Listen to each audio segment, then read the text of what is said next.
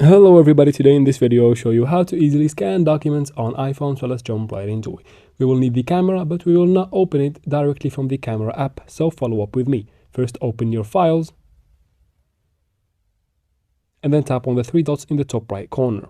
From there tap on scan documents. The camera will pop up, just put your document in the frame, wait for it to scan it and it will take the picture automatically. Once it does, you can tap here to check your picture.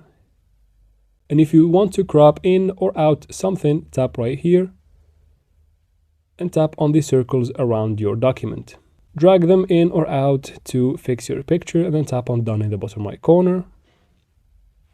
From here you can even add filters if you think that will clarify the picture more. And if you don't like the picture and you want to take it again, tap on retake in the top right corner. Now if you like it, tap on save in the bottom right and then go ahead and rename your file. Once you give it a name, you should be good to go, and that's how we do it, guys. I hope this video was helpful. Please like and comment down below. Don't forget to subscribe for future videos like this one, and see you in the next one.